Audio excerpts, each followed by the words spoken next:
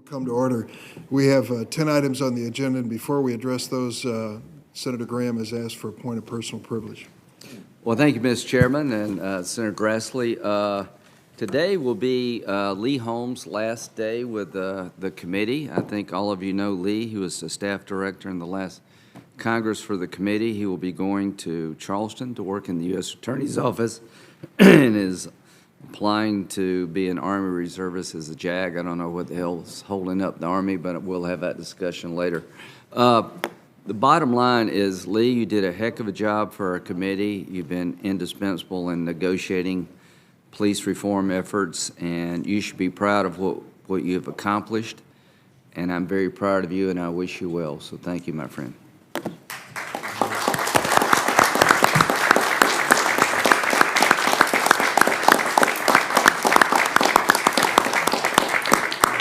Senator Graham, because we worked on so many things together, I want to join you in your kind words on behalf of Lee Holmes.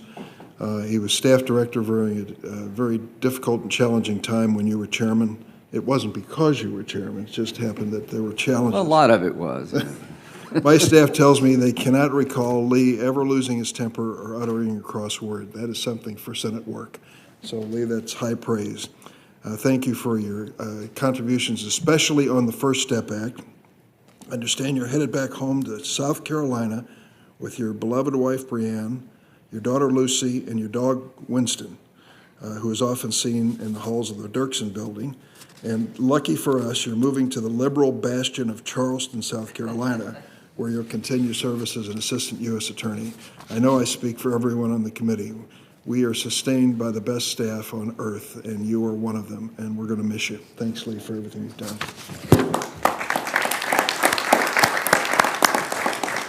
Well, we have some business today. We have 8 nominees and 2 bills. 5 of the nominees listed for the first time will be held over at the request of the minority. Eunice Lee, 2nd Circuit, Veronica Rossman, 10th Circuit, 3 nominees to the Western District of Washington, David Estudio, Lauren King, and Tana Lynn. We're going to consider those nominees after we return from the break for the 4th of July. We will vote today on 3 nominees. Margaret Strickland for the U.S. District Court in New Mexico. She has a distinguished career in criminal practice as well as civil practice, which is great. She served as a public defender and civil rights attorney. Also, she has worked in areas of civil practice in the private side, so her breadth of courtroom experience is remarkable. She has tried approximately 90 cases. There are a few people in America can say that. And the vast majority of her practice was taking place in federal courts. The ABA says she is well qualified, and I think she'll do a great job. David Chipman is nominated to lead the Bureau of Alcohol, Tobacco, Firearms, Explosives, better known as ATF, 25 years in law enforcement, the vast majority with ATF. Special agent, he witnessed firsthand the real danger that gun crime and illicit gun trafficking pose to communities, and the dangers they particularly face people in law enforcement because of this. As a result, as a responsible gun owner who's advocated for common sense constitutional gun safety measures, as someone who's worked to bolster health and safety for law enforcement, Mr. Chipman is uniquely positioned to restore both credibility and accountability. This is a test. This nomination is a test. Can we put someone in charge of the ATF? You know, it's been 6 years. No one's there because we couldn't reach an agreement on any person. I hope the right person at this moment. Ms. Ur Jadoo is nominated to head the U.S. Citizenship and Immigration Service, USCIS. Has almost 20 years of experience in immigration law and policy. She would be the first woman to serve in that position. She's well qualified for it. Sorely need experience and competent leadership there. She's the daughter of immigrants from Mexico and Iraq. Ms. Jadoo began her career working on immigration policy and oversight for 9 years in the House. She later served as chief counsel at USCIS, and as chief counsel, she managed more than 200 attorneys supporting the work of that agency worldwide.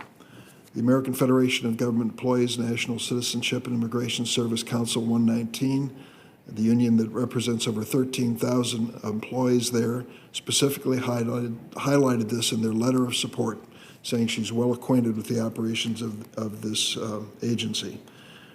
We also have 2 bipartisan bills. on the markup agenda that are interesting and have some controversy to them.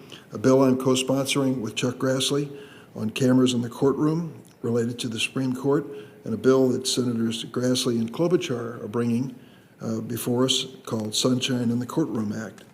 As we approach the end of another Supreme Court term, many of us have been intently watching the news for updates on latest decisions. While we may disagree on how the justices decide a case, I hope we can agree that it would be healthy for our democracy for the American people to actually see the court in action. That's what's behind this bill. We worked on this on a bipartisan basis, and I hope we can pass both of these bills today. There are a number of amendments. With that, I'll turn to Ranking Member Grassley. I can't do better than Senator Durbin did in just describing why we need cameras in the courtroom.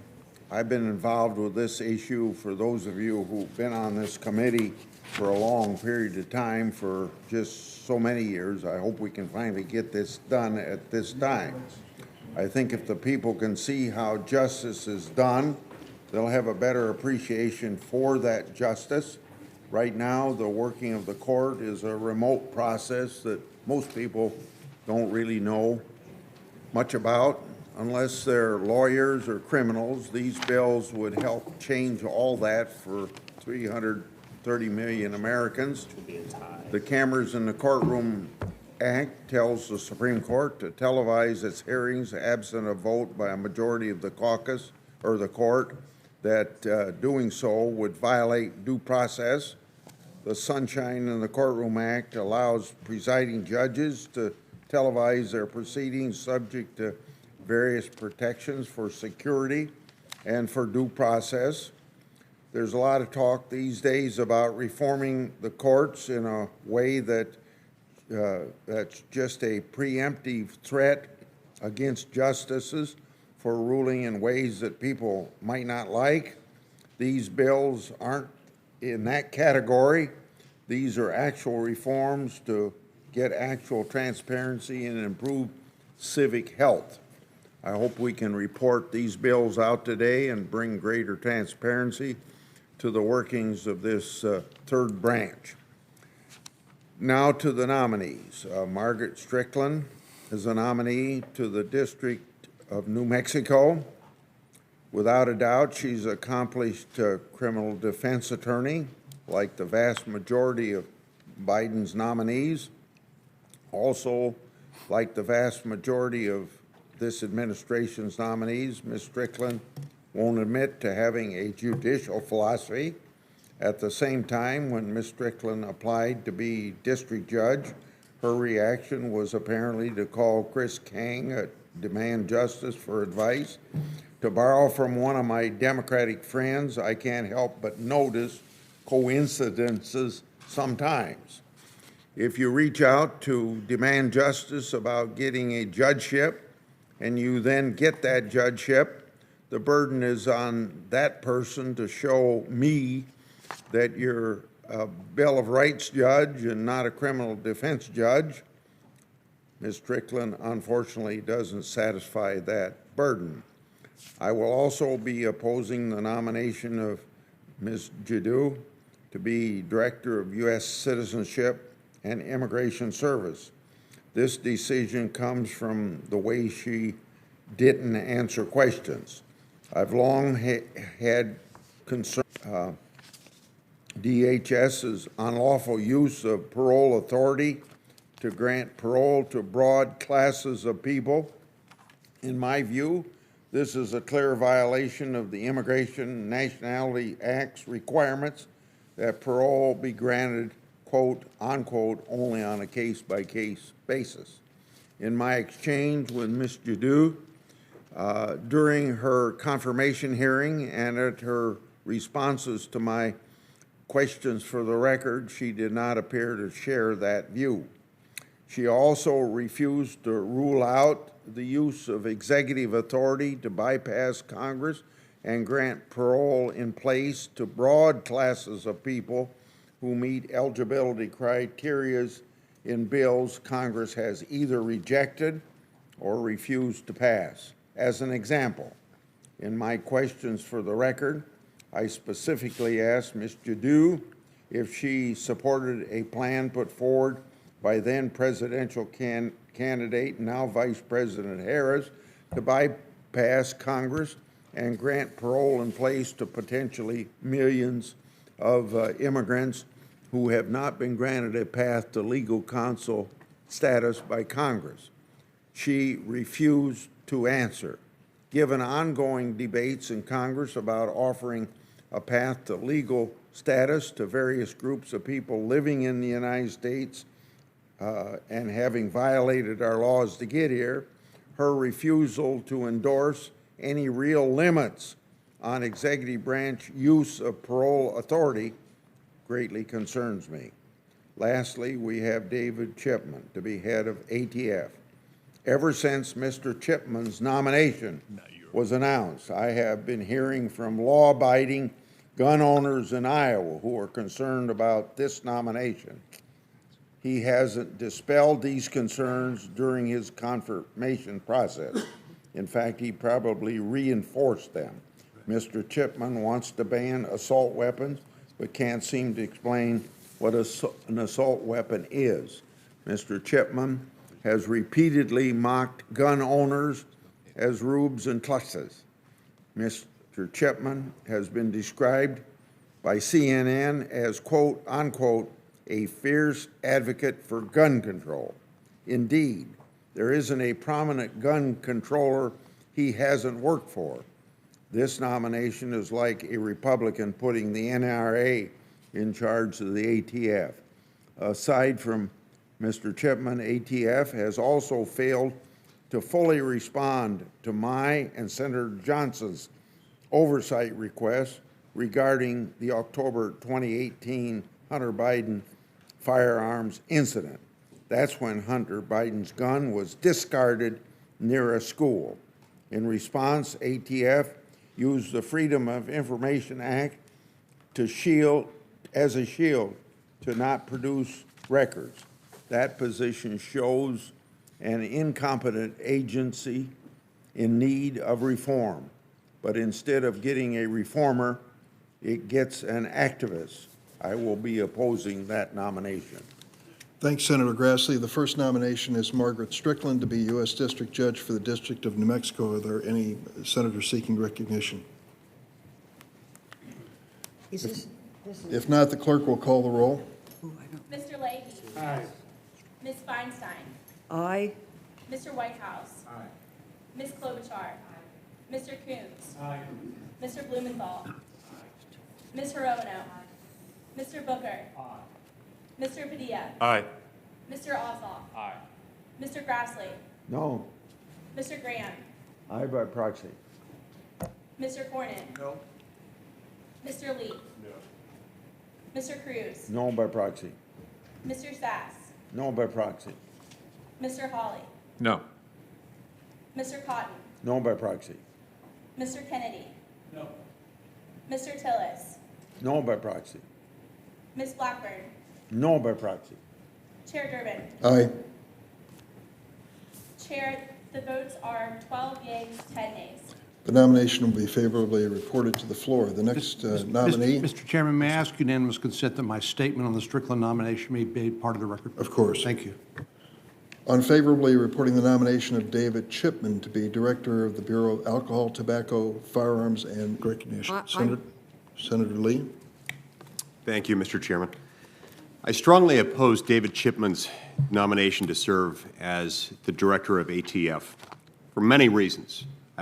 Almost too many reasons here to name them individually, so I'll attempt to focus on my top few concerns.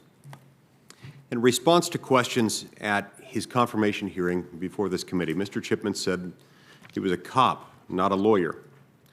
This statement is troubling not only because Mr. Chipman was using it to dodge legitimate questions, but also because in making it, he willfully ignores that the focus of the ATF director's position is to accurately interpret and apply the laws Congress writes for the regulation of the firearms industry. I'm not saying that it takes a lawyer to do that, but it certainly takes someone who recognizes the impact of regulatory decisions.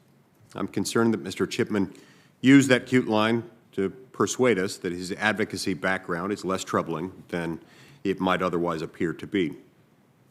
Based on Mr. Chipman's bombastic and often inaccurate statements made while working as a lobbyist for two major anti-gun groups, Giffords and Everytown, I have strong concerns about his ability to set aside his personal views, to work with the firearms industry and with law-abiding gun owners to effectively run ATF. For example, just last year, Mr. Chipman made a statement openly mocking first-time gun owners. He compared them to the Tiger King, a popular reality TV star who exhibited questionable judgment in relation to firearms and also large endangered megafauna. He also then advised them to hide their newly purchased firearms behind the cans of tuna and beef jerky they have stored in a cabinet and only bring them out if the zombies start to appear. That's a direct quote. Now, when I asked Mr. Chipman about this troubling statement in his television interview, he attempted to say that the statement was misunderstood and that it was taken out of context. That's simply not true.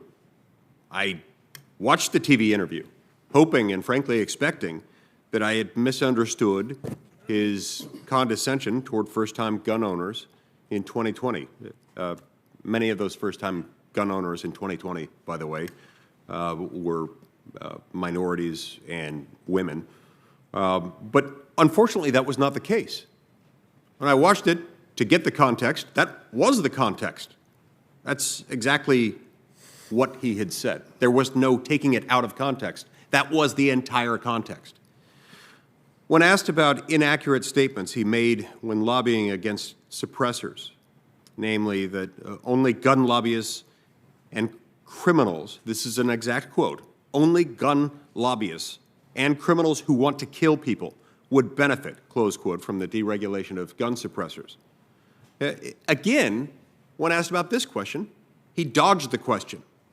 Mr. Chipman refused to recognize that many lawful gun owners want to purchase suppressors to protect their hearing, which is a lawful purpose last time I checked, but find the burdensome NFA registration process and the $200 tax stamp on top of the cost of the suppressor to be something that is prohibitive. When pressed by multiple senators on his advocacy for an assault weapons ban on AR-15s, Mr. Chipman proved equally evasive, refusing to provide his definition of an assault weapon. Now, has he suddenly forgotten the policies he's advocated for over the last 5 years? I highly doubt it. It's much more likely that he wanted to obscure his true anti-gun views from the American people. The only straight answer he gave was that he supports a ban on not just the manufacture and sale of AR-15 rifles, the most popular rifles in America, but even the possession of AR-15 rifles unless registered under the NFA. That means he wants to make the millions of law-abiding Americans who currently own AR-15 rifles go through the burdensome process of registering them with the ATF, the organization he now wants to head. I asked Mr. Chipman about the following troubling statement he posted on Reddit. Quote, "While at ATF, I conducted studies involving to determine how many later committed crimes with a gun. Many did. This is a perfect opportunity to arrest people before committing crimes rather than responding after the fact." Close quote. That is a direct quote. He actually said that. Now, my colleagues on both sides of the aisle, I would ask you, regardless of which political party you belong to, imagine that if a president of either political party said that for any other nomination,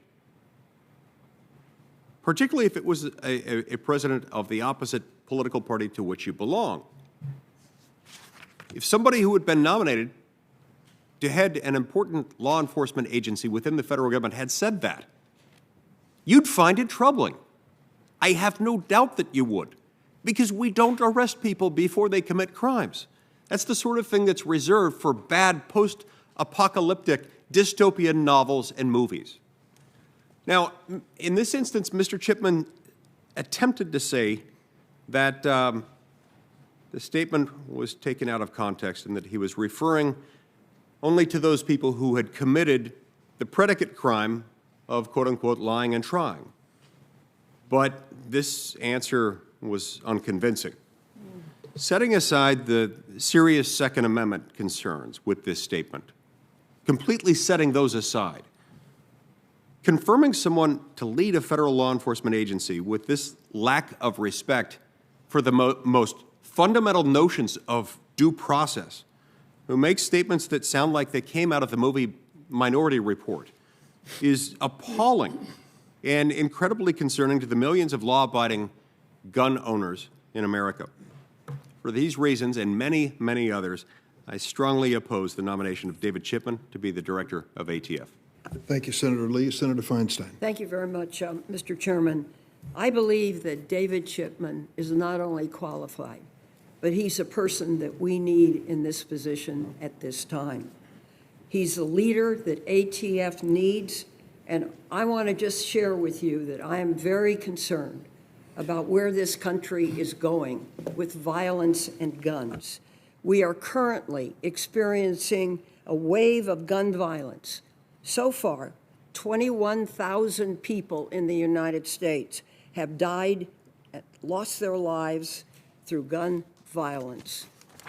In fact, during Mr. Chipman's own nomination hearing, and while I was speaking, a gunman in San Jose, California, shot and killed 9 innocent people. So there are staccato shots of guns that, like I've never heard, in the numbers that are building up. Mr. Chipman's support for the enforcement of common sense gun restrictions, his dedication to ensuring that the ATF fulfills its mission of protecting our country, make him the candidate we need in this role at this time. I think he's uniquely qualified to lead the ATF. He's a former ATF agent. He knows what it's like on the streets. And I learned in a long time as mayor that the streets teach you a lot about what people are doing and thinking. He's uniquely qualified to lead the ATF. So I think I will strongly vote for him. I hope enough members will vote for him, because with 21,000 people now dead from gun violence just in a short period of time, I think we need to look a little differently at what these jobs mean. Thank you very much, Mr. Thanks, Senator Chairman. Feinstein. Senator Blackburn, and then Senator Leahy. Thank you, Mr. Chairman, and pardon me. We all know that the Second Amendment protects and guarantees our right to keep and bear arms. And the Bureau of Alcohol, Tobacco, Firearms, and Explosives plays an important part in combating crime and protecting public safety. The director of the ATF should be an individual who is capable of pursuing this mission while maintaining a nonpartisan atmosphere within the organization and protecting the rights of law-abiding citizens. Now, that is the mission. Based on what we've all heard from Mr. Chipman in his testimony, based on what we've read, statements that he has made, he is showing himself incapable of meeting that mission and doing so in a nonpartisan and even-handed way. What we would expect from anyone that we appoint. Now, there are roughly 15.5 million Americans that hold hunting licenses. Nearly 20 million Americans have a concealed carry permit. I am one of those that has a concealed carry permit. Don't mess with Marcia. Roughly 4 in 10 Americans report having a registered firearm in their residence, and nearly every major study has found that firearms are used in self-defense between 500,000 and 3 million times each and every year. That is the right of American citizens. Mr. Chipman has demonstrated through his testimony that he will neither respect nor protect the right to bear arms. There are 16 states, 30% of our nation, that allow citizens to openly carry their guns. And you've just heard about his Reddit Ask Me Anything interview. He stated there that open carry is frightening, and he thinks this is a fear we should avoid. Tennessee is a constitutional carry state. Mr. Chipman made clear in his testimony last month that he wants to ban the future manufacturing and sale of, and I'm quoting him, assault weapons. But he has demonstrated that he has an alarming misunderstanding of what an assault weapon actually is. I asked him if he referred to common semi-automatic rifles as assault weapons, and he affirmed yes, he did. His definition, as Senator Cotton put it so aptly, would effectively ban all sporting rifles in the United States. But we know Mr. Chipman is no fool. Mr. Chipman has an agenda.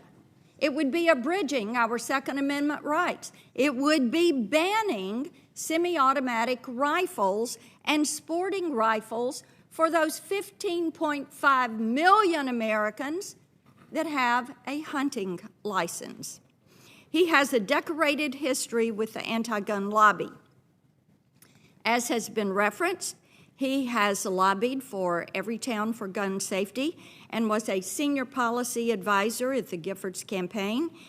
He has lobbied against high-capacity guns, but has defined a high-capacity gun as anything that holds more than 10 bullets at a time. He has advocated overturning the Protection of Lawful Commerce in Arms Act, which would leave gun manufacturers liable for what purchasers do with their guns.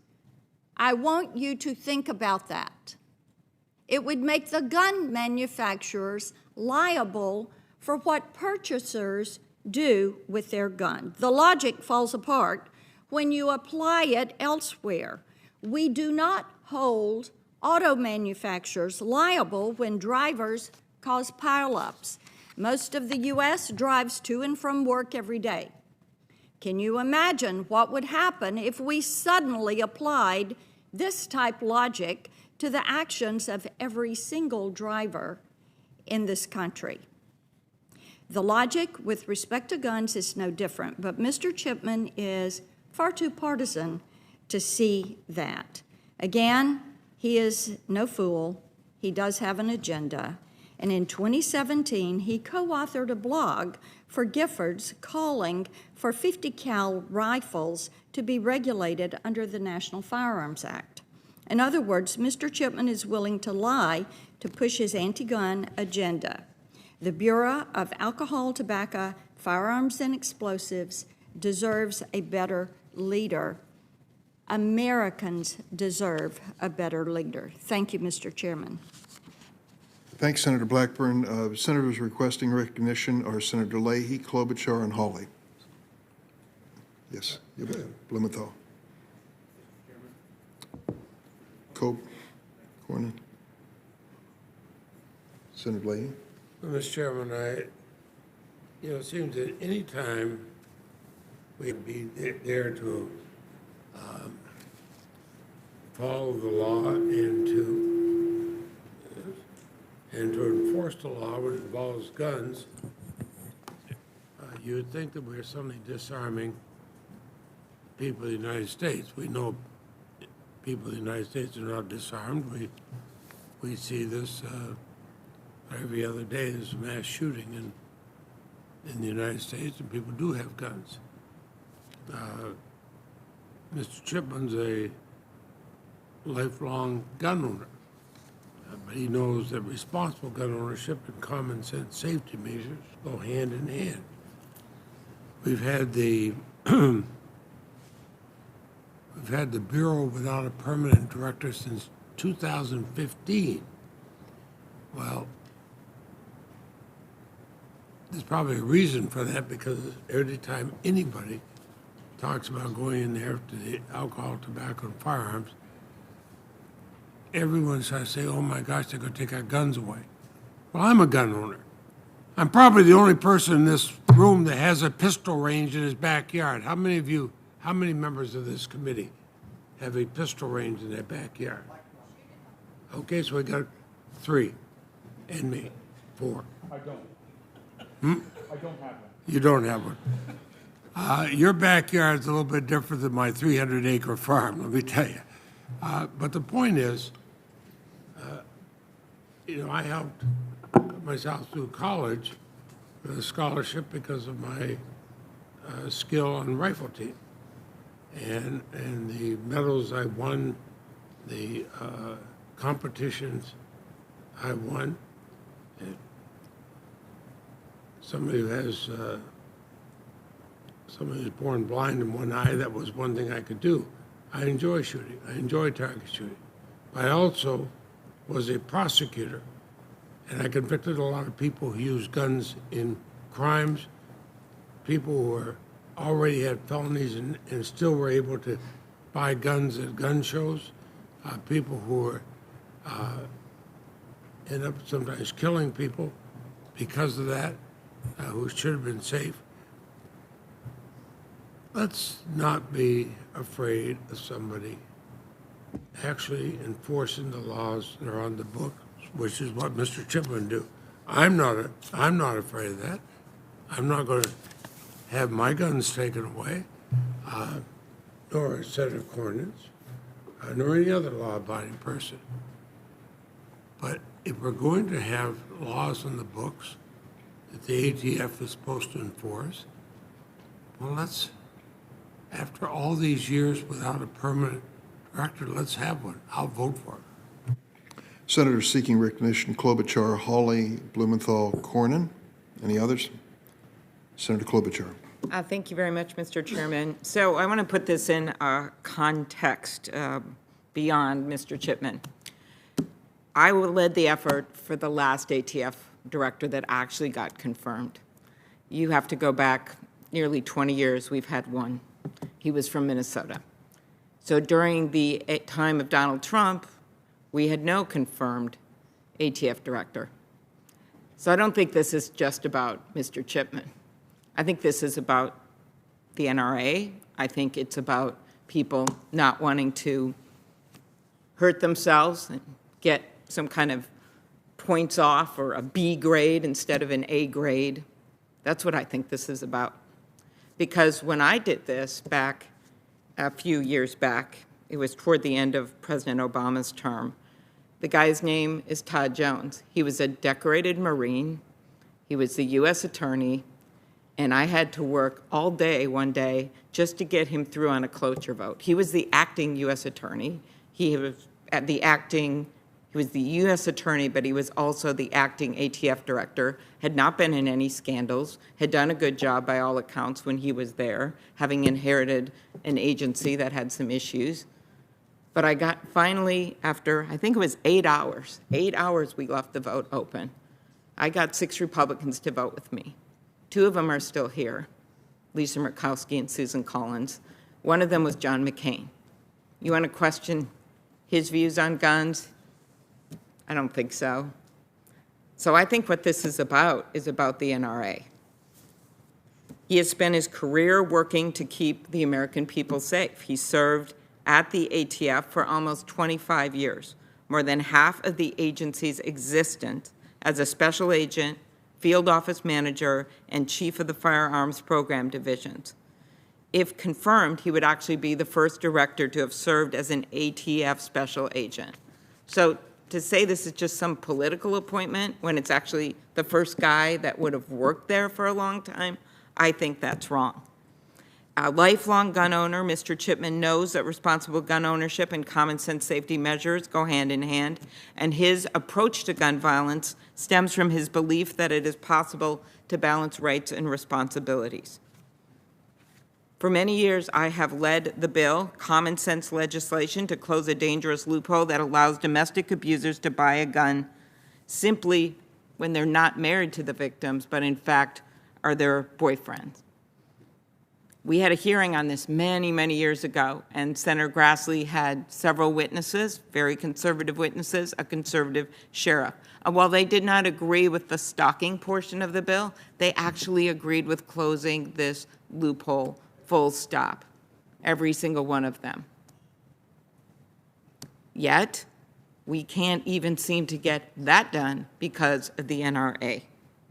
Mr. Chipman's nomination has the support of numerous organizations, including the Hispanic American Police Command Officers Association, the Police Executive Research Forum, the National Organization of Black Law Enforcement Executives, the Law Enforcement Action Partnership, and 17 current state attorney generals. His decades of experience in law enforcement make him exactly the right nominee for this critical position.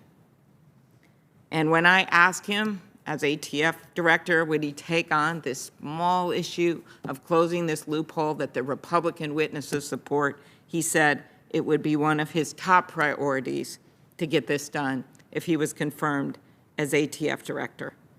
So I don't think we can just look at this nominee on some isolated island. This is a part of a whole effort, and it's political. He's not political. How we've handled the ATF has been political. Or we would have had a director under Donald Trump. We would have had a director confirmed under President Obama, and I wouldn't have had a cloture vote held open for 8 hours for a decorated Marine just to be able to have him be the only person confirmed as head of the ATF, the only person in 20 years. Thank you. Thanks, Senator Klobuchar. We'll recognize Senator Hawley next. Senator Blumenthal, Cornyn, and Kennedy are in the wings. Thank you very much, Mr. Chairman. I wanted to say that I appreciated Senator Feinstein raising the issue of violent crime.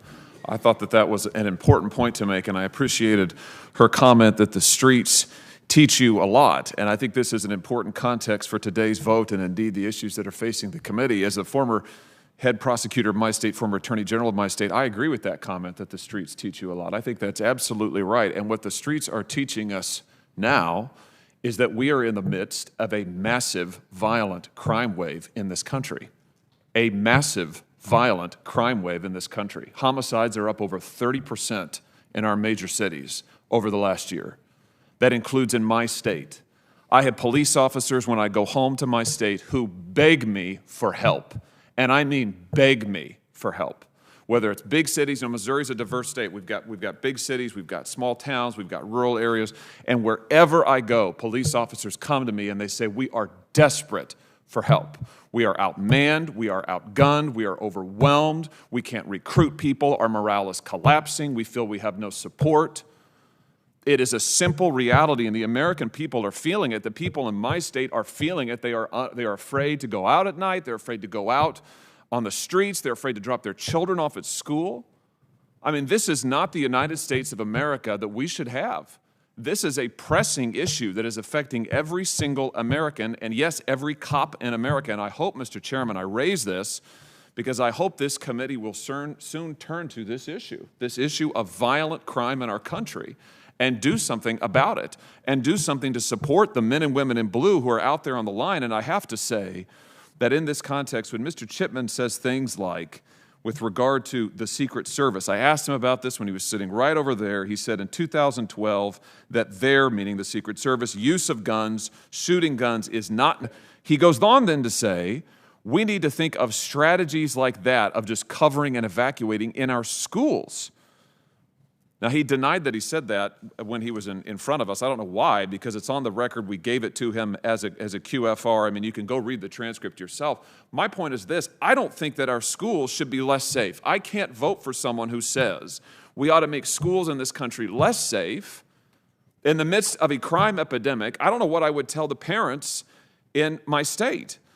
And when I look at Mr. Chipman's agenda, which is to take away Second Amendment rights from law-abiding citizens while violent criminals are loose on our streets, I just have to say, Mr. Chairman, I just respectfully disagree that that's the right agenda for us to have at this time. So I will not be supporting Mr. Chipman, and I hope that the committee will soon turn its attention to the epidemic of violent crime in our country. I hope we can find some solutions that we can agree on, and I respectfully submit, this is a question for another time, I respectfully submit that increasing officer pay and increasing the number of officers on the street is something where we might start. But for those reasons, I'll be opposing Mr. Chipman. Thank you, Mr. Chairman. Thanks, Senator Hawley. We have 3 senators seeking recognition, and I will close the debate at that point. We'll have a vote on Mr. Chipman at that moment. Senator Blumenthal is next. Thank you, Mr. Chairman. You know, a number of us on this committee share an experience in law enforcement. Like my colleague from Missouri, I was our state's attorney general for some 20 years. I was the United States attorney in Connecticut, the chief federal prosecutor, and I believe more than anything, and I talk about it frequently, in enforcement, fair and effective enforcement of our laws. In fact, our laws are dead letter unless they're enforced.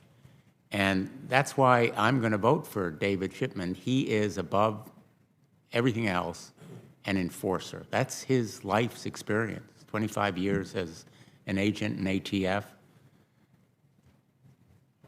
He believes in enforcement. And if my colleagues across the aisle are really serious about stopping the wave of gun violence that we see in our streets, they will vote for David Chipman. If they are really serious about stopping violent crime, they will support effective enforcement of laws. And we can agree that this nation is awash in an ocean of crime guns, stolen and lost guns that have spurred a wave of violent crime across the country, focused mainly on the streets and communities that have those lost and stolen guns.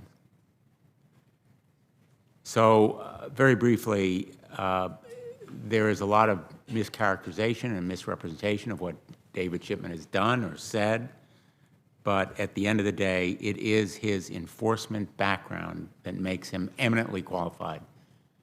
I agree that we should address gun violence. In fact, Subcommittee on the Constitution has been having hearings on gun violence, on ghost guns, and red flag statutes, and other measures that can help to stop gun violence. So I welcome that focus and hope that we will confirm the nomination of a man who will be the second, only the second, confirmed director of ATF, a man who has spent 25 years of his life at that agency, a man who is dedicated to making these laws real in people's lives and making our streets and communities safer. And if my colleagues are really serious about fighting crime, they will say no to the NRA and other groups that have said again and again they want effective enforcement. They say continuously they want enforcement of existing laws, not new laws. Well, if they want effective enforcement, they ought to be in favor of David Chipman. And we need new laws, no question, but we also need effective enforcement. Thank you, Mr. Chairman. Thanks, Senator Blumenthal. Senator Cruz is now asked to be added to the list. I would just say to the members, this is a critically important issue and deserves all the time that we're going to devote to it. I don't question that for 1 minute. Another nomination and several bills before us today. We have other committees that have scheduled hearings, and we have votes scheduled at 10:30 or 10:45. So the cooperation of the members in making their comments concise would be appreciated. Senator Cornyn. Thank you, Mr. Chairman. I'll try to be brief. When Mr. Chipman came before the committee, I asked him whether he believed that a law-abiding gun owner was a threat to public safety. Paraphrasing his answer, he said, "No, Senator, until they commit a crime." In other words, he views law-abiding citizens as potential criminals and uses that as a justification to restrict their rights under the Second Amendment to the Constitution. Like Senator Blackburn, and Senator Leahy, I guess, I'm a gun owner, and I don't believe I'm a threat to public safety. I don't believe Senator Leahy or Senator Blackburn are a threat to public safety as law-abiding gun owners. I see them as exercising their rights under the Second Amendment, and I support that. Most of our states have license to carry laws. Some states, like Vermont, you can carry a gun without a permit. And my state is joining Vermont with recent legislative action because we don't believe law-abiding gun owners are a threat to public safety, unlike apparently the nominee. But I would just say that anyone surprised with the desire of American citizens to purchase firearms and defend themselves and their families and their property in response to the defund police effort, I can't imagine why they would be surprised. If people believe that the law enforcement in their community should be defunded, the combination of that, along with the Ferguson effect that I think former FBI Director Comey talked about, the hesitancy of law enforcement to aggressively enforce the laws because of fear that they would be criticized if not prosecuted. We've seen this reflected in the decreased morale of law enforcement departments all across the country, difficulties in recruiting, huge increases in police officers retiring.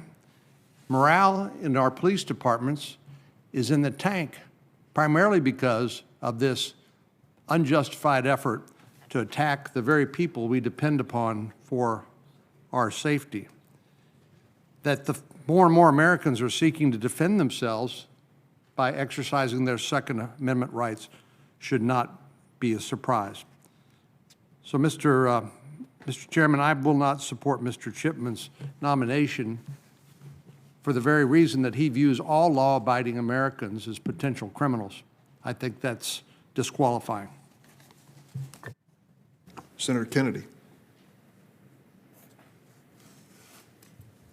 Mr. Chairman, I wasn't going to say anything, but I feel the need to respond to the comments of my good friend Senator Klobuchar. I think even a cursory examination of Mr. Chipman's record and even a casual observer of his testimony can see that he is a zealot. Now, there's nothing wrong with being a zealot. This is America. You can believe what you want. But he's being asked to run an agency whose mission is to even-handedly apply the law. And the reason I'm voting against this gentleman is because I believe he will use his position, based on his record and his testimony, to try to prosecute an agenda that he can't get by the voters through their elected representatives.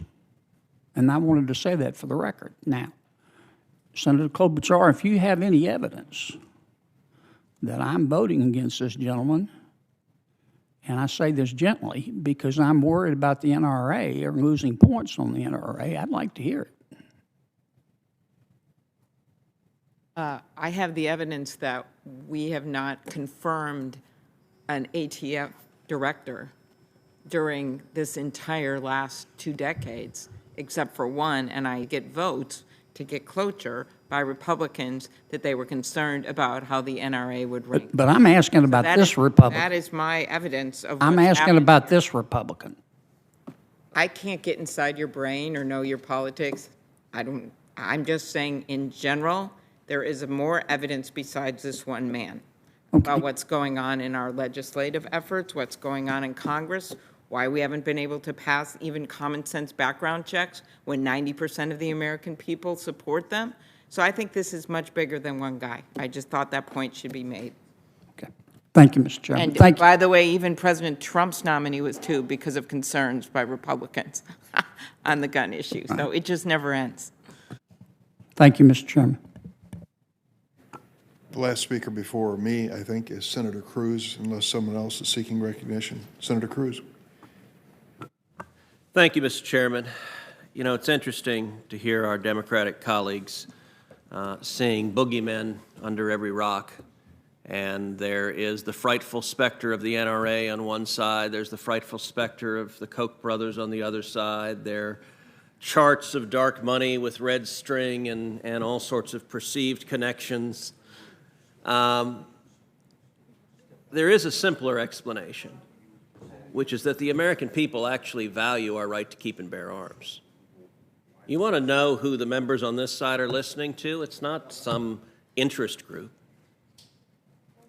It's the hundreds of millions of Americans who want their constitutional rights protected, who want to be able to defend their families, and who don't want to see the government taking away their right to defend their home, their lives, and their family. That's something our Democratic friends don't seem to understand. This is not about a checkbook in Washington, D.C. This is about millions of constituents at home. I promise you, when John Cornyn and I go home, it's not the NRA we're worried about. It's Texans looking at us saying, don't you let them take our guns. And there are folks in every state here who feel that way. You know, it was striking during the campaign.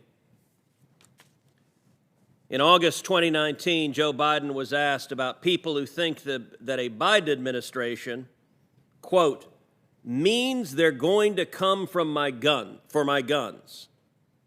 And Biden replies, bingo! You're right.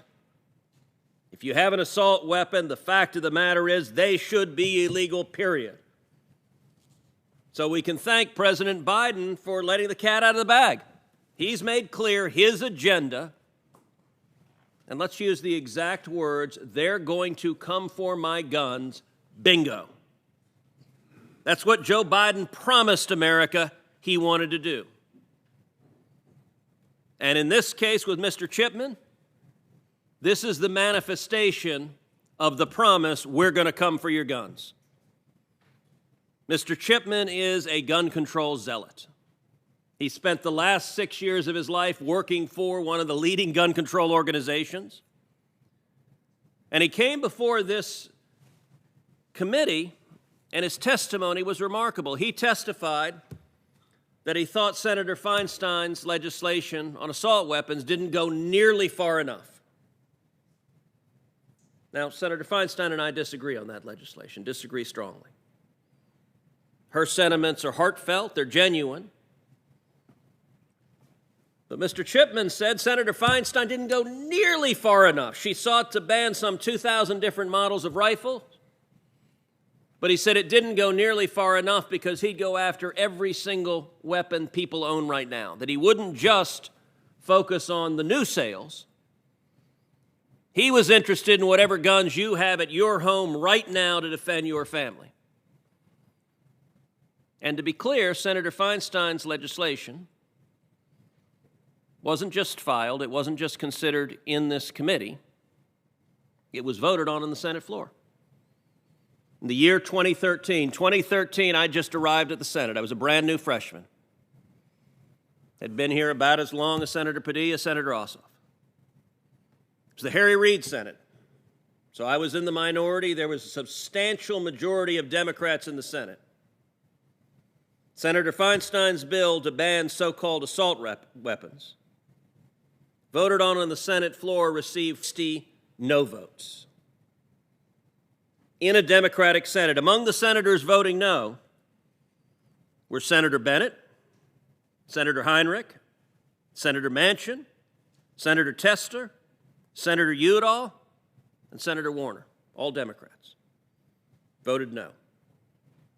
And Mr. Chipman says that that bill, that in a Harry Reid Democratic Senate could muster only 40 votes, it didn't go far enough. We need to be even more aggressive going after your guns.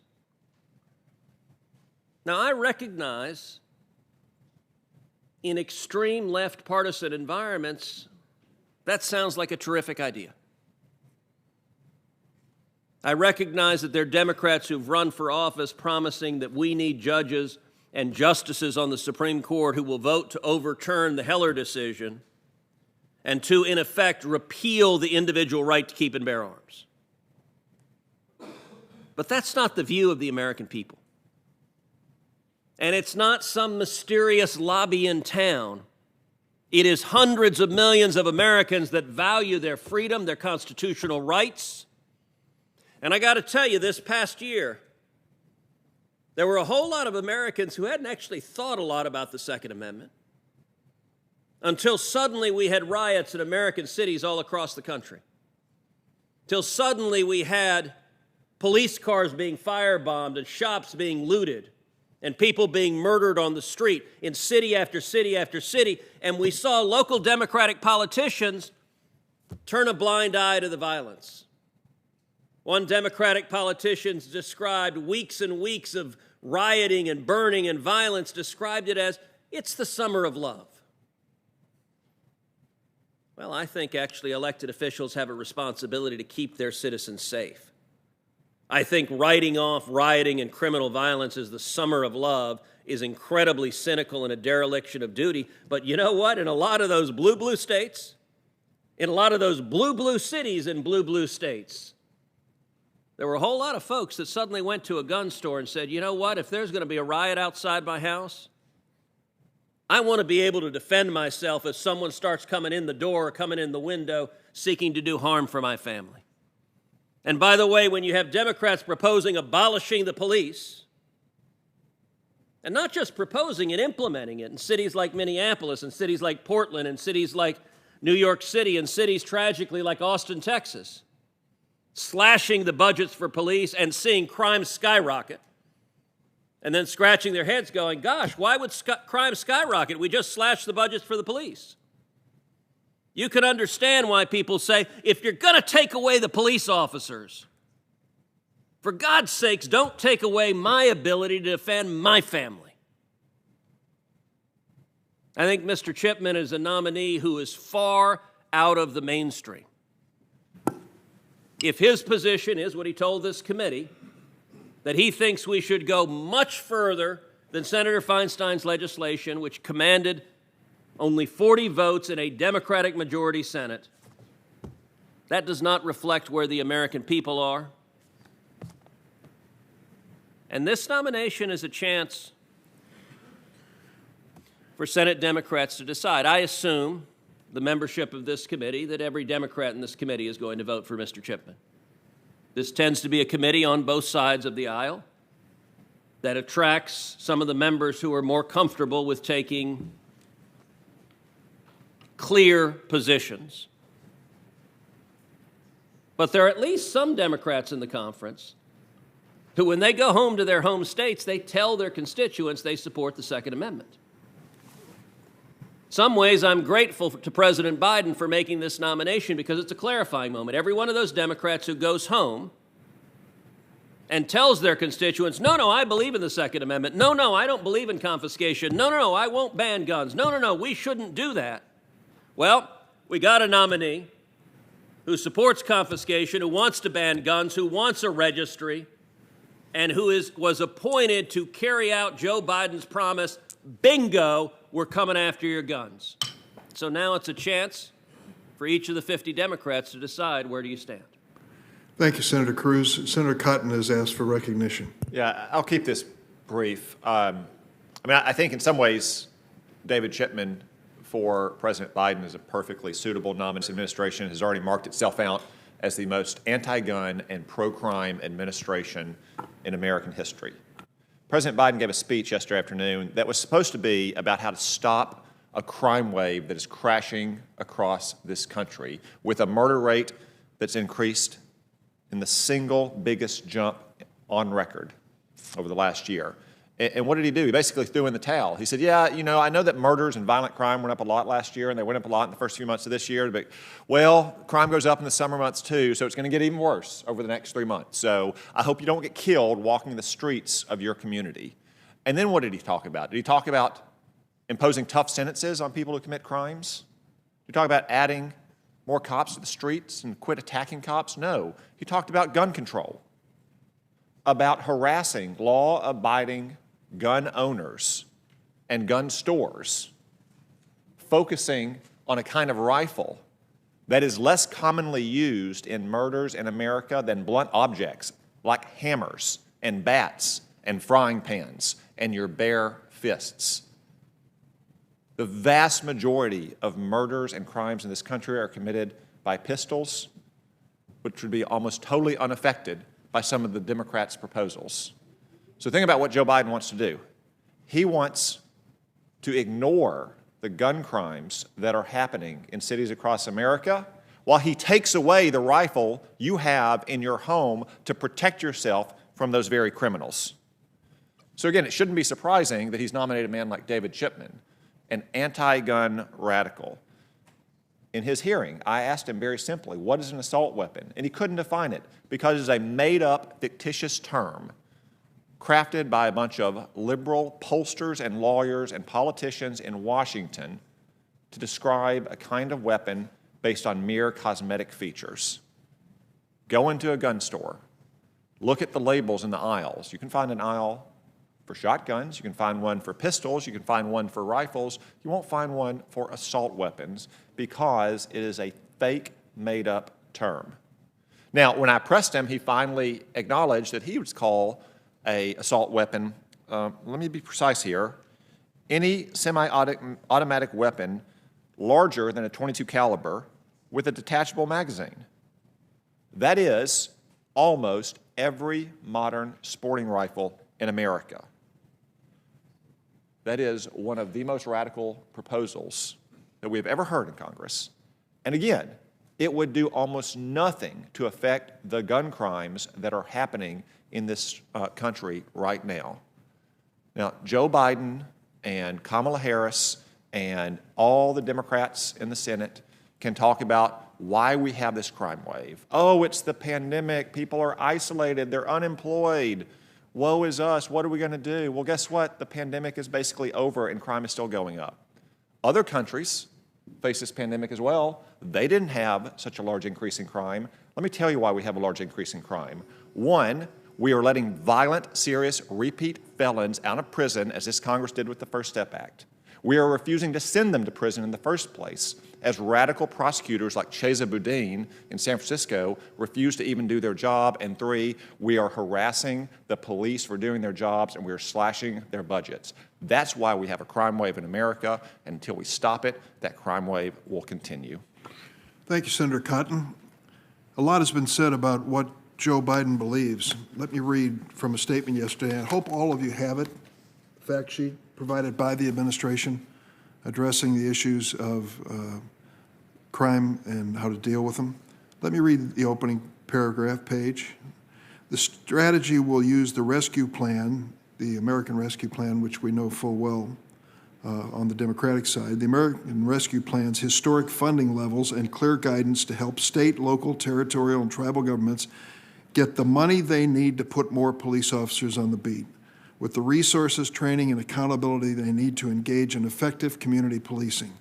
In addition to supporting proven community violence intervention programs, summer employment opportunities, and other investments we know will reduce crime. Page after page. Page 5, provide law enforcement the tools and resources they need to tackle gun violence.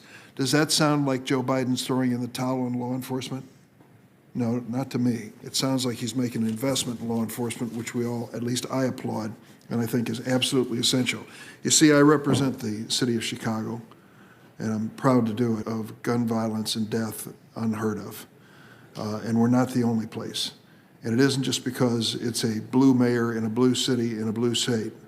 It's happening in the downstate red counties and communities as well. One of the reasons, I think, is very obvious. We are awash in guns, awash in guns. Go into the toughest neighborhoods of Chicago and ask the teenagers there how quickly they can provide you with a gun if you have $50 in hand, and they'll tell you, 15 minutes, can you wait 15 minutes? Over 400 million guns in a nation of 350 million people. We don't think there's a cause and effect here. When they decide to sell guns at gun shows in northwestern Indiana without a background check, those guns find their ways into the streets of Chicago, and that's what we have to deal with. In terms of representing the view of the American people, our friends on the other side have a view of that. 84% of the American people, including most gun owners, believe we should have meaningful background checks. This committee is virtually incapable of passing such legislation.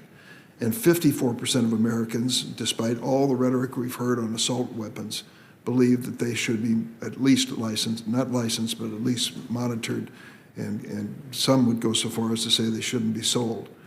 But the fact is, we're not dealing with radical notions when a majority of the American people support what we're saying. The point I would like to make as I close is that we were talking about one individual, David Chipman, and going back to the point made by Amy Klobuchar earlier. The reason that they leave this ATF position vacant is because there's less enforcement as a result of it. And unfortunately, that has been the case, as you well know. David Chipman has certainly been involved in gun safety organizations, but he also has the support of law enforcement, including the Hispanic American Police Commanders, the Law Enforcement Action Partnership, 17 current state attorneys general, the National Organization of Black Law Enforcement Executives, National Black Police, Sheriff David Mahoney of Dane, Wisconsin, Women in Federal Law Enforcement, Prosecutors Against Gun Violence. We all have our opinions on this individual, and I think it's time for us to take a roll call vote. The clerk will call the roll on David Chipman. Mr. Leahy. Aye. Ms. Feinstein. Mr. Whitehouse. Ms. Klobuchar. Mr. Coons. Mr. Blumenthal. Ms. Hirono. Mr. Booker. Mr. Padilla. Aye. Mr. Ossoff. Mr. Grassley. Mr. Graham. Mr. Cornyn. Mr. Lee. Mr. Cruz. Mr. Sachs. Mr. Hawley. Mr. Cotton. Mr. Kennedy. Mr. Tillis. Ms. Blackburn. Chair Durbin. Chair, the votes are 11 yeas, 11 nays. The committee's recorded a tie vote on Mr. Chipman's nomination to be Director of the Bureau of Alcohol, Tobacco, Firearms, and Explosives pursuant to Section 3, subsection 1A of Senate Resolution 27 of the 117th Congress. I'll transmit to the Secretary of the Senate a notice of this tie vote. Under Section 3, Section 1B of that resolution, either the majority or minority leader may then make a motion to discharge the nomination. Next, we have the nomination of Cherdu to be Director of the United States Citizenship and Immigration Services. Does any senator seek recognition? If not, the clerk will call the roll. Mr. Leahy. Aye. Mrs. Feinstein. Mr. Whitehouse. Ms. Klobuchar. Mr. Coons. Mr. Blumenthal. Ms. Hirono. Mr. Booker. Mr. Padilla. Mr. Ossoff. Mr. Grassley. No. Mr. Graham. No, but proxy. Mr. Cornyn. No. Mr. Lee. No, but proxy. Mr. Cruz. No. Mr. Sachs. No, but proxy. Mr. Hawley. No, but proxy. Mr. Cotton. No. Mr. Kennedy. No. Mr. Tillis. Pass. Mrs. Blackburn. No, by proxy. Chair Durbin. Aye. Chair, the votes are 11 yeas, 10 nays, 1 pass. The nomination will be favorably reported to the floor. We have 2 bipartisan bills on the markup agenda today, ripe for consideration: the Durbin-Grassley Cameras in the Courtroom Act and the Grassley-Klobuchar Sunshine in the Courtroom Act. I believe members are familiar with these. I hope they are. The Bill 7, I want to read so that there's no misunderstanding of the intent of this.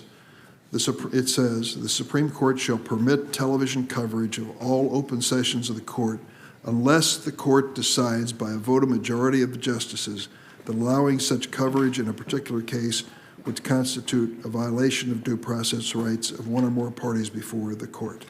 That is the sum and substance of the legislation. Any comments or amendments? Chairman, Senator Leahy. could I be added? Senator Leahy, without objection, be added as co-sponsor. Senator Cornyn. Mr. Chairman, I'm happy to support this legislation. I served 13 years as a Texas judge, 6 on the trial bench, 7 on the Texas Supreme Court.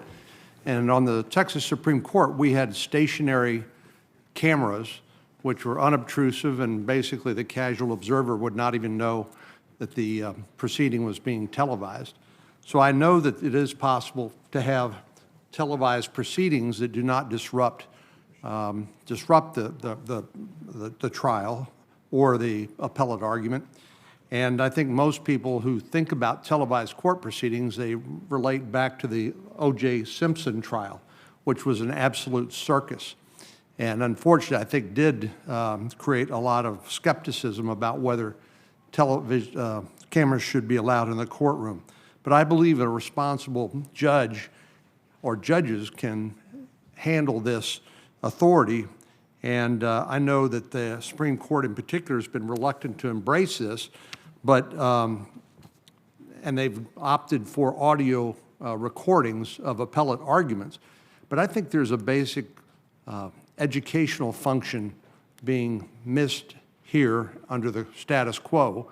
That I think it's better for the American people to see their institutions, including the judiciary, function in the light of day. One reason why I'm a partner with Senator Leahy on freedom of information reforms is I think that sunlight is the best disinfectant. And when people are skeptical about how their institutions operate, I think in this case, I think it would enhance the stature of the Supreme Court and our judiciary to allow the American people to see how they function, how they make their decisions. I think they will be proud of the way they function, and it will increase public confidence. So that's the reason I support this legislation. Senator Klobuchar. Thank you very much, Mr. Chairman. I wholeheartedly agree with Senator Cornyn's comments. Also a former prosecutor. I had the experience early on where we had, and this isn't TVs, but it's the same concept of accountability. We had child protection cases, which are not the ones you'd put on TV, and no one was allowed in the courtroom. And the cases were building up, and kids were just left with no future possibility of being adopted from foster care. And finally, we changed the rules to allow a nonprofit group in with red clipboards. I still remember it. So they could start tracking exactly what happened. And it changed everything because there was accountability and people were watching. I believe the same thing is true for regular courtrooms when it comes to TV. And I had the same reaction as Senator Cornyn about the O.J. trial and horrified by what that came out as. However, I have another experience recently, and that is the prosecution of Derek Chauvin in Minneapolis. The whole country was able to see those witnesses, was able to see the hell they had gone through for the last year where they felt the burden of could they have done more. And I thought that was a moment of redemption, not entirely redemption for everything that happened and changes that need to be made. And I so appreciate the work that Senator Booker and Senator Scott are engaged in right now. But it was a moment of redemption in part because people could see their fellow citizens talk about what happened, see the police chief of Minneapolis testify, as well as so many other incredible police officers who came forward to talk about what happened. If that hadn't been televised, the verdict would have probably been the same, but people wouldn't have been able to see that and share in that moment, really collective moment of redemption. So right now, all 50 states currently allow some form of media access to state courtrooms, as Senator Cornyn has pointed out, in some capacity. And unfortunately, the same can't be said about federal court proceedings. And there's pretty important cases that happen in federal court.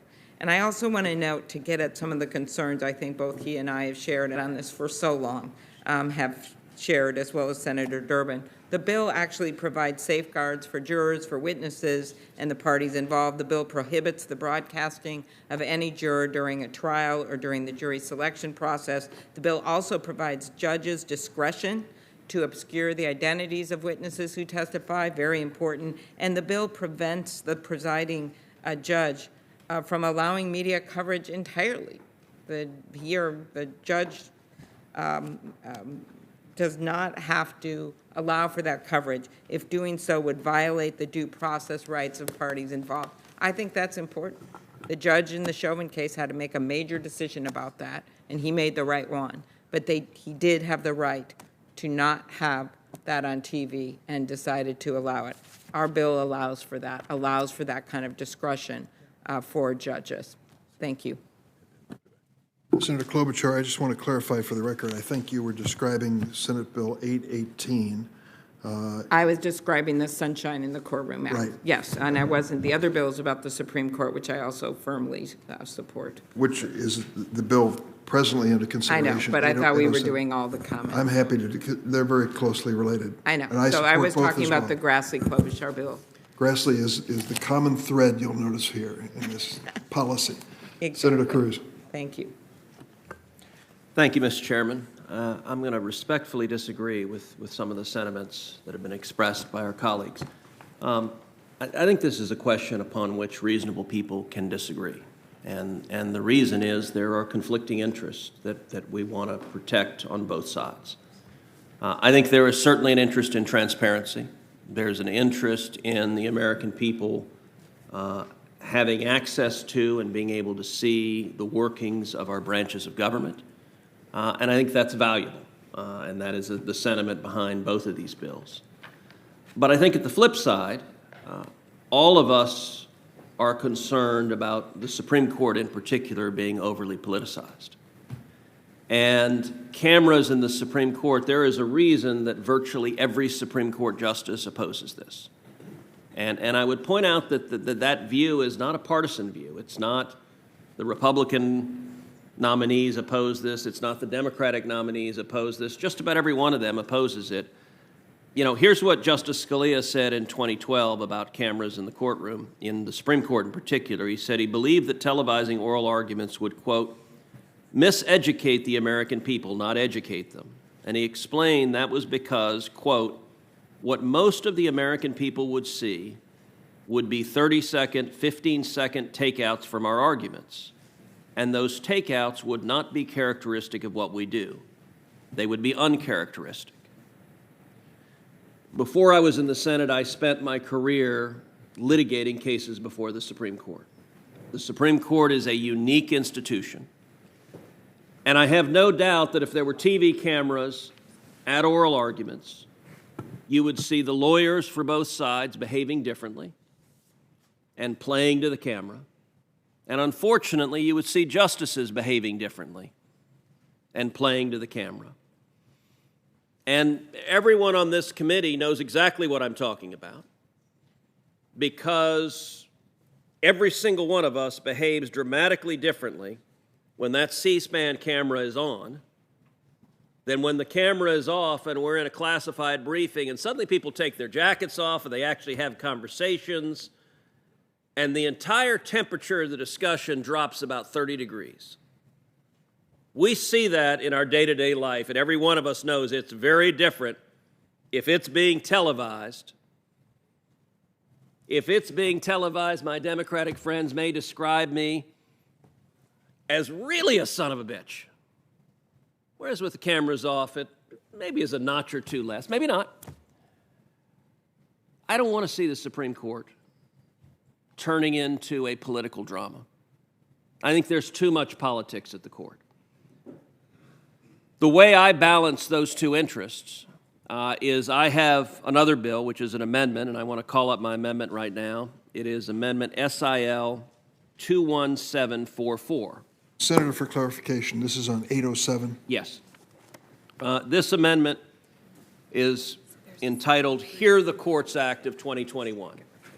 And what this amendment tries to do is balance those two interests, and it provides that the Supreme Court put out same-day audio of appellate proceedings. I think the audio provides important transparency. It provides accessibility. I think technologically, particularly during COVID, the Supreme Court has demonstrated it's able to do it. But I think there is far less risk of politicizing the court's oral arguments, decision-making, the questioning, the lawyers' arguments. Releasing the audio provides significant transparency, but keeps the court focused on its very important task, which is deciding things according to law. I think it's better for our country if the Supreme Court is a little more boring and doesn't have Judge Judy as the dynamic in the courtroom. And so, to my mind, this substitute amendment strikes the right balance of providing that transparency, but also protecting the court from being overly politicized. Senator. So before I recognize another member, you would replace 807, which gives Yes. authority for televising, and replace it with an audio that would be taken at each court proceeding, is subject to the same discretionary decision by the court. There is an ability, if there's a reason to keep it confidential for privacy reasons or otherwise, there's the ability to not put it out. But other than in the extraordinary circumstance, it replaces the cameras in the court provision with saying that the Supreme Court and the lower appellate courts shall put out same-day audio. I have, I'm not sure if I'm going to offer it, but I have a second-degree amendment which would take a different approach and add audio to the video rights. You make it an either-or situation, not an either-or situation, make it audio exclusively. And I have a second-degree amendment which would allow both, again, with court discretion in both cases.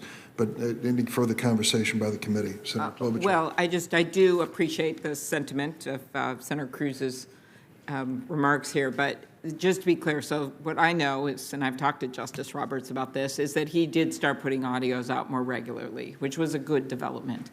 And so all you're trying to say is he would have to do it the same day, which they often do now, I believe, on big arguments, or they have done. But my point is, we're still in a situation where only a couple hundred lucky people get to go into that courtroom, including a number of senators that have gone to watch oral arguments. But the rest of America can't see them. To me, this is some archaic procedure that came out of the horse and buggy days where a few people could come and watch. And I don't understand why just those couple hundred people get to see and why you wouldn't have everyone seeing. But I do appreciate the audio versions that have been made available by the court. I appreciate the sentiment that you want them done, asking them be done right away, but I just don't think this gets us to where we need to go. Mr. Chairman? Senator Grassley. I recommend a no vote on this. It's something that I would be willing to consider in addition to the proposed legislation, but not in lieu of it. Well, that is a question for the committee, since I have a second-degree amendment, and Senator Cruz, perhaps we just call an up or down vote on your amendment. Is that fair? Yeah, I'd ask for an up or down vote on my amendment, and then if it fails, where it seems likely it's going to fail based on where people are saying, then if you want to have a second amendment adding audio, I think that would be fine. Any other senator wish to be recognized? If not, on the Cruz amendment, the clerk will call the roll. Mr. Leahy. Ms. Feinstein. Mr. Whitehouse. Ms. Klobuchar. Mr. Coons. Mr. Blumenthal. Ms. Hirono. Just want to clarify. Mr. Booker. Your second degree. Mr. Padilla. No. Mr. Ossoff. No. Mr. Grassley. Mr. Graham. Mr. Cornyn. Mr. Lee. Mr. Cruz. Mr. Sachs. Mr. Hawley. Mr. Cotton. Mr. Kennedy. Mr. Tillis. Mrs. Blackburn. Chair Durbin.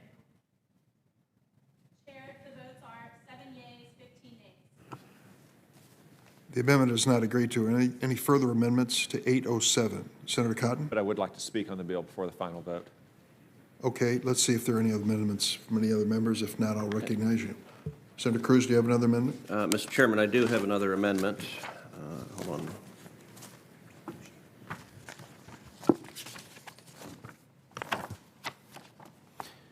I call up Amendment SIL 21757.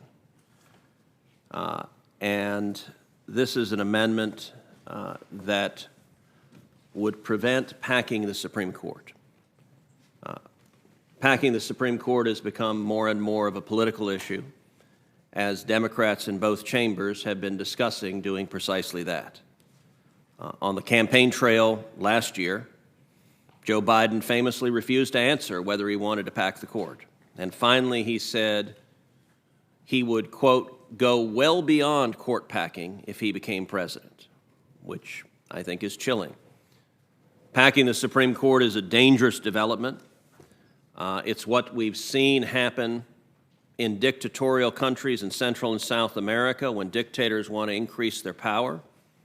When Hugo Chavez wanted to consolidate his control on Venezuela, one of the first steps he did was pack Venezuela's Supreme Court with judges who would agree with him. Today, we have Democrats in both houses that are talking about expanding the Supreme Court from 9 justices to 13 justices, doing that in order to immediately put 4 left-wing justices on the court, and essentially to rig the system, to politicize the court, even more so than cameras in the courtroom. Notably, in the 1930s, when Democratic President Franklin Delano Roosevelt tried to pack the court because he was unhappy with some of the court's rulings, his own party, the Democratic Party, which had large majorities in both houses of Congress, opposed him. Opposed him because it would go too far, it would politicize the court, it would destroy the independence of the court, it would undermine the rule of law. And FDR did not succeed in packing the court. We've had 9 justices on the Supreme Court for 150 years. I would note that Justice Ruth Bader Ginsburg opposed packing the court. She said 9 seems like the right number. I would note current liberal Justice Stephen Breyer has likewise opposed packing the court and says 9 seems like the right number. I would note that Joe Biden, when he sat in Chairman Durbin's chair on this committee, described packing the Supreme Court as a, quote, boneheaded idea. Well, now that boneheaded idea is being advocated by multiple members of his own party, and President Biden is indicating he is open to that boneheaded idea. I think it would be profoundly damaging to the court, to the rule of law, and that it would threaten our fundamental rights. It would threaten free speech, religious liberty, the Second Amendment. The entirety of the Bill of Rights would be under assault if we were to pack the court. And so what this amendment does is it creates a point of order against legislation modifying the number of justices on the Supreme Court, against legislation increasing it or decreasing it. It keeps it at 9, where it's been for 150 years. And so I would urge adoption of my amendment. Thank you, Senator Cruz. I'd like to say a word. This amendment creates point of order, as senators noted. When it comes to modifying the number of justices in the U.S. Supreme Court, would require a supermajority vote, 2/3 of the Senate, to waive that point of order. On the question of rigging the court, let me set the record straight. There is only exactly one living senator who has changed the size of the Supreme Court. That's Senator McConnell, who shrank the court to 8 seats for nearly 1 year for purely political reasons by refusing to consider Merrick Garland's nomination. The so-called sacred number of 950-year-old tradition was obviously ignored by your leader to leave a vacancy on the court after the untimely death of Anton Scalia. Republicans engaged in court packing plain and simple when they refused to consider Garland's nomination in 2016 and then proceeded with the nomination of Justice Amy Coney Barrett in 2020 under extraordinary circumstances. If you'll remember, it was expedited. It was pretty clear what was going on there. Republicans' insistence now that the Supreme Court must remain at 9 seats, Democrats suggesting alternatives, it just is not supported by their conduct. The Constitution does not stipulate the number of Supreme Court justices. That's up to the Congress to decide. Congress has long had a history of addressing that issue. What President Biden has said and done is to establish a bipartisan commission to study Supreme Court reform. We should let this commission do its work and consider its recommendations. So I would oppose this amendment. Any others wishing to speak? Mr. Chairman. Senator Leahy.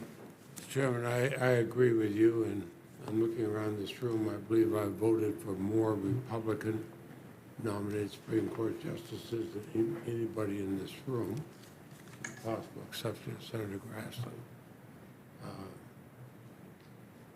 And I think that's the way it should be. We vote these up or down. As you pointed out, we were not allowed by the Republicans to even bring up a vote up or down on a Democratic nominee. But I think of the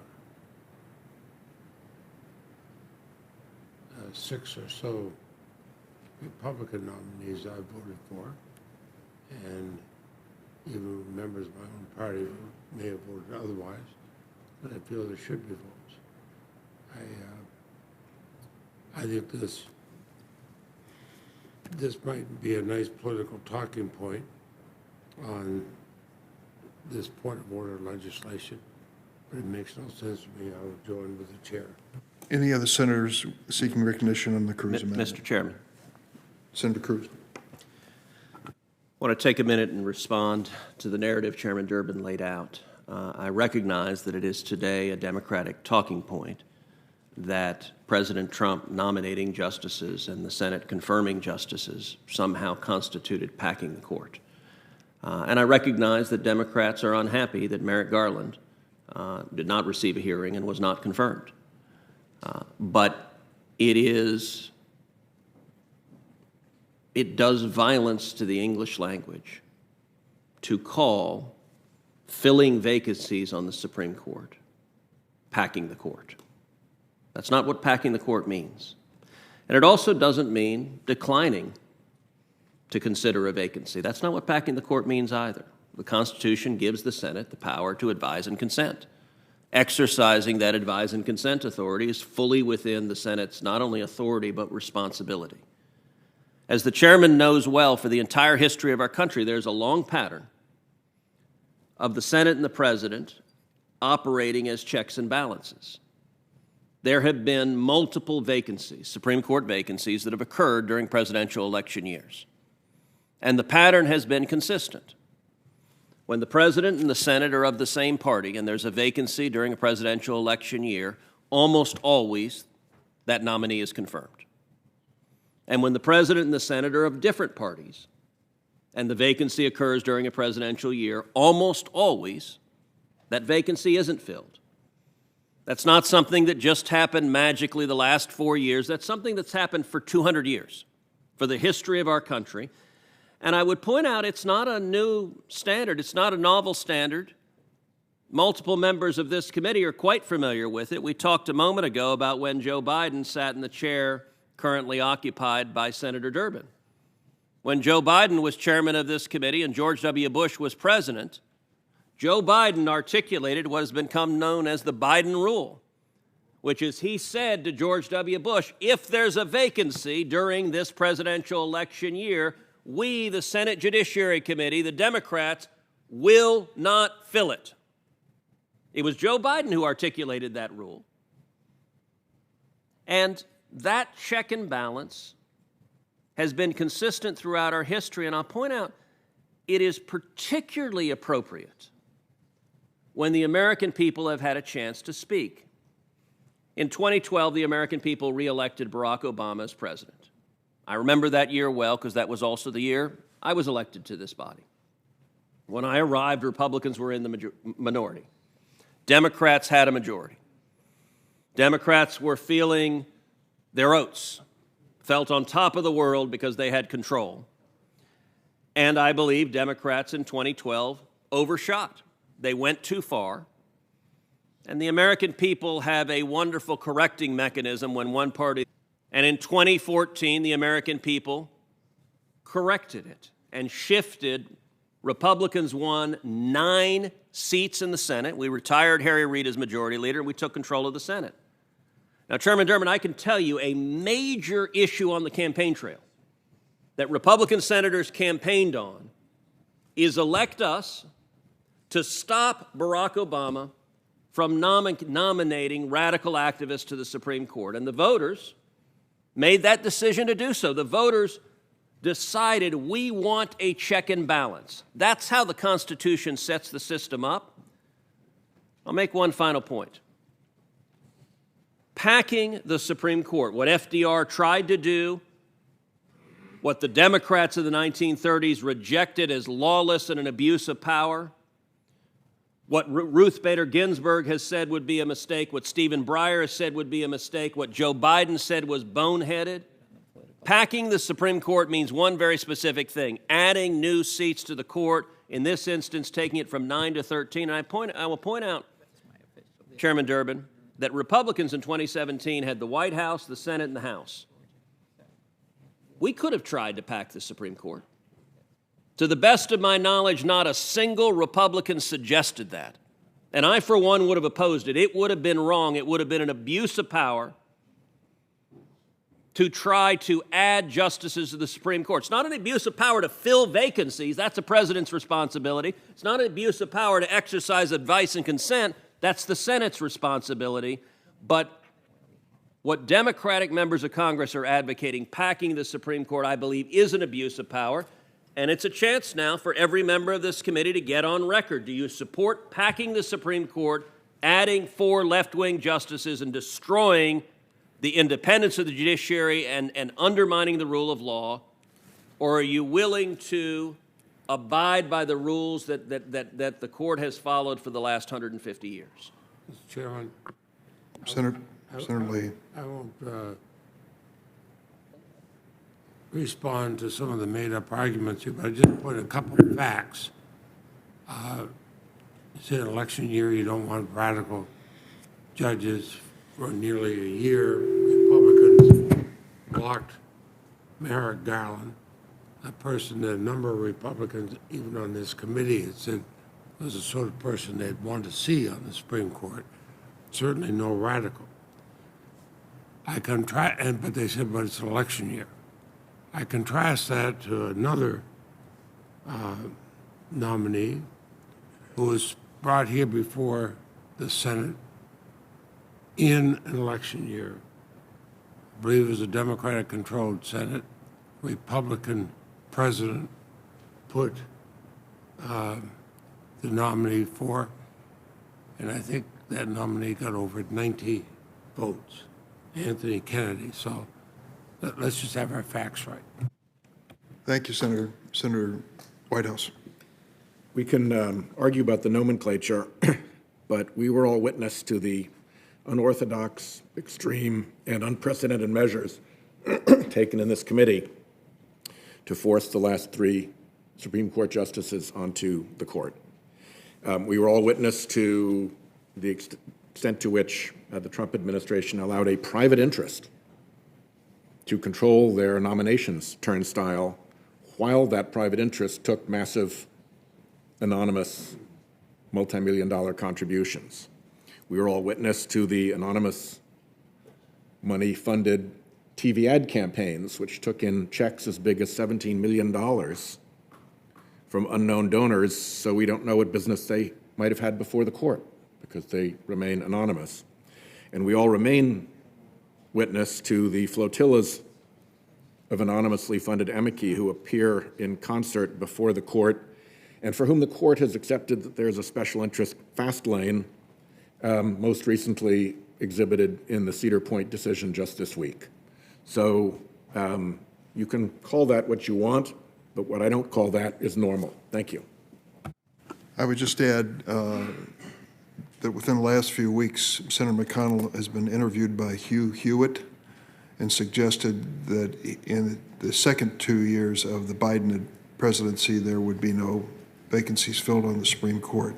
This does not reflect the delicate balance of power in our Constitution, strategy of manipulating the composition of the court. At this point, the question before us is the amendment offered by Senator Cruz. You want a roll call? Clerk will call the roll. Mr. Leahy? No. Mrs. Feinstein? Mr. Whitehouse? No. Ms. Klobuchar? No. Mr. Coons? No. Mr. Blumenthal? No. Mr. Ono? No. Mr. Booker? No. Mr. Padilla? No. Mr. Ossoff? No. Mr. Grassley? Mr. Graham? Mr. Cornyn? Mr. Lee? Mr. Cruz? Mr. Sass? Mr. Hawley? Mr. Cotton? Mr. Kennedy? Mr. Tillis? Mrs. Blackburn? Chair Durbin? Nope. Chair, the votes are 11 yeas, 11 nays. The amendment is not agreed to. Are there any further amendments? Mr. Chairman, I Senator hope, Grassley. we're starting a vote on the floor. I hope we can move these two bills after a couple decades. I'm ready if you are. Yes, I am. Are there any Mr. Chair, I'd still Senator like to Cotton. speak briefly. Senator Cotton. After that, return to our usual partisan battle lines. I'll go back to the cameras in the courtroom bill, which obviously is not a partisan question. You see Senator Durbin, Senator Grassley working together, Senator Cornyn, Senator Klobuchar, and the justices on the Supreme Court appointed by both Republicans and Democrats agree as well that they shouldn't have those cameras. So I think this is an area where reasonable people of goodwill disagree. I think these measures are well-intended, but I do think they're ill-advised. I just want to say this, it's first time on the committee, I haven't had a chance to express my opinion. More sunlight, more transparency in government is usually a good thing, but I don't think it's particularly lacking in our court systems right now. All trials and arguments are open to the public. As Senator Klobuchar said, in practice that means you have to be physically present in many cases. But at our appellate courts and the Supreme Court, for instance, I think audio transcripts are available promptly. Many of the circuit courts are now streaming them. The Supreme Court, as we've heard, frequently posts the audio of its transcript or the audio of its arguments the same day if the case is significant and consequential.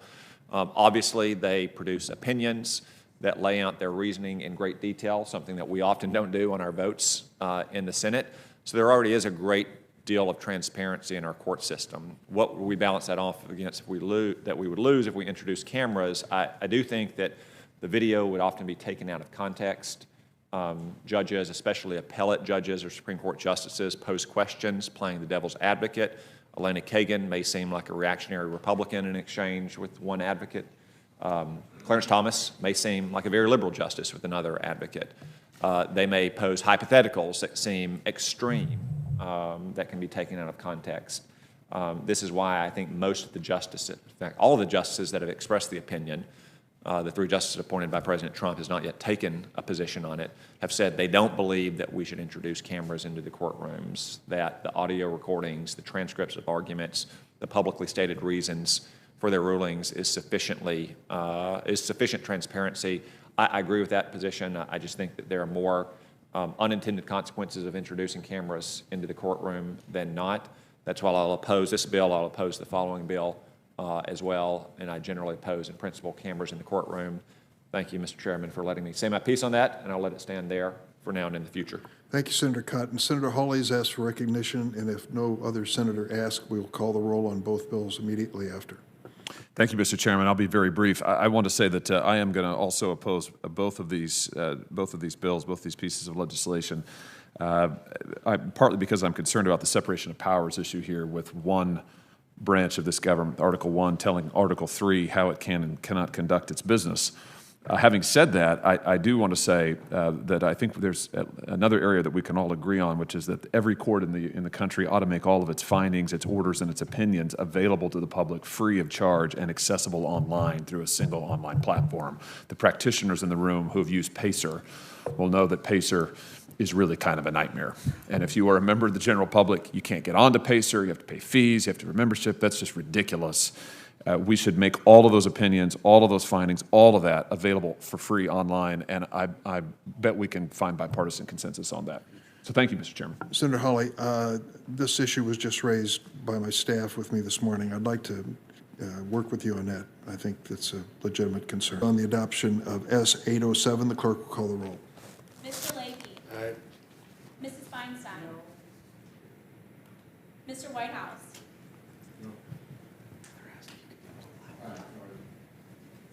Ms. Klobuchar.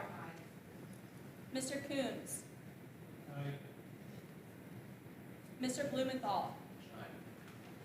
Ms. Hirono. Mr. Booker. Mr. Padilla. Aye. Mr. Ossoff. Mr. Grassley. Aye. Mr. Graham. Aye by proxy. Mr. Cornyn. Aye by proxy. Mr. Lee. No by proxy. Mr. Cruz. No. Mr. Sass. No by proxy. Mr. Hawley. No. Mr. Cotton. No by proxy. Mr. Kennedy. Aye by proxy.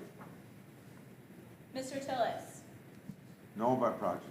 He told me he was gonna vote aye, but if that's what he said, go ahead.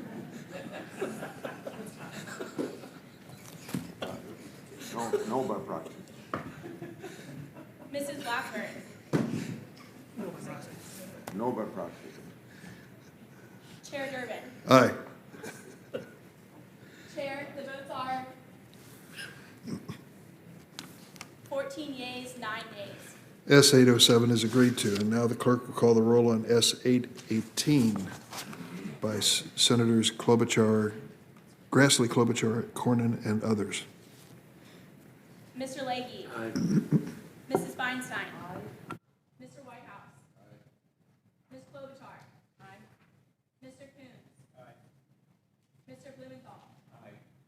Ms. Verona. Aye. Mr. Booker. Aye. Mr. Padilla. Aye. Mr. Ossoff. Aye. Mr. Grassley. Aye. Mr. Graham.